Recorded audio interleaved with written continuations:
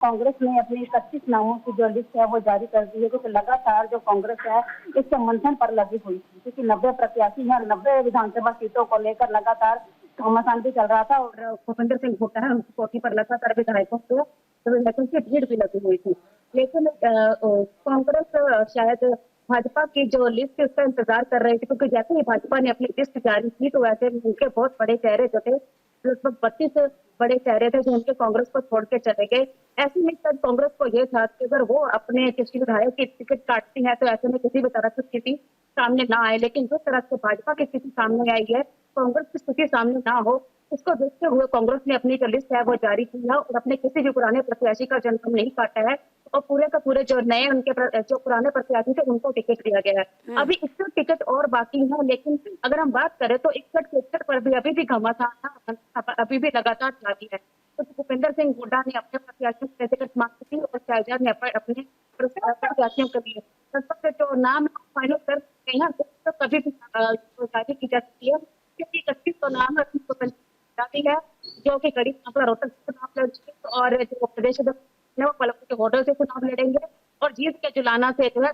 वो चुनाव लड़ेंगे। इसके अलावा बजरंग पूनिया की बात करें तो उनके बारे में भी कोई सूचना नहीं मिल पाई है कि वो चुनाव लड़ेंगे या नहीं लड़ेंगे, क्योंकि अभी 61 नाम आने अभी और बाकी है। ऐसे में बाकी सीटों पर भी घमासान लगा हुआ है, क्योंकि सब अभी सीटों पर पहले 2 नाम या 4 नाम फाइनल किए गए थे, उन पर मंथन चल रहा है। कितनी सीटों पर लगभग जो प्रत्याशी हैं जो लिस्ट जारी होने वाली उसके बाद ही देखा जाएगा, क्योंकि जिस तरह से भाजपा और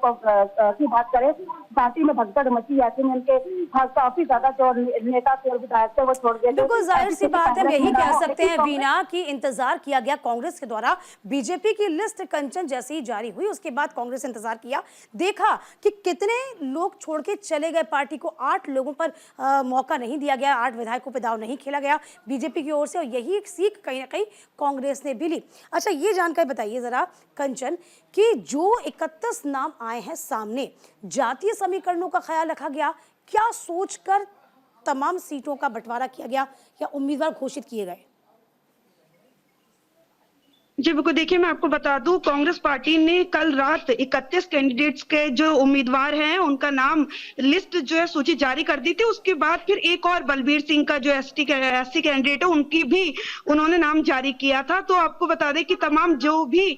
32 कैंडिडेट्स की सूची अभी तक कांग्रेस पार्टी की तरफ से जारी की गई है, तमाम मंथन किया गया है, सीईसी पैनल्स में ये नाम गए थे। उसके बाद विनेबिलिटी फैक्टर देखा गया है और 3 क्राइटेरिया रखे गए थे कांग्रेस पार्टी में कि उम्मीदवार वो होने चाहिए जो ऐसा ना हो कि पहले कांग्रेस में थे फिर भाजपा में गए, भाजपा से अब फिर कांग्रेस में आए। क्रेडिबिलिटी बहुत ही इंपॉर्टेंट रखती है, तो उसके ऊपर ऐसे लोगों को टिकट ना दीजिए। राहुल गांधी का साफ तौर पे कहना था, जो पार्टी के समर्थक है, पार्टी को पूर्ण रूप से शुरुआत से काम कर रहे हैं, पार्टी के साथ जुड़ाव है, उन्हीं लोगों को टिकट देनी चाहिए। दूसरा विनेबिलिटी फैक्टर देखा गया था, जब सर्वे कराया गया था हरियाणा में कांग्रेस पार्टी की तरफ से इंटरनल सर्वे, तो उसमें जिन लोगों का नाम आया था कि ये लोग जीत सकते हैं, उन्हीं लोगों को ज्यादा से ज्यादा लोगों को जो है टिकट दी गई है। किसी के ऊपर भी दाव नहीं खेला गया किसी नए चेहरे पे। देखिए आपको बता दें,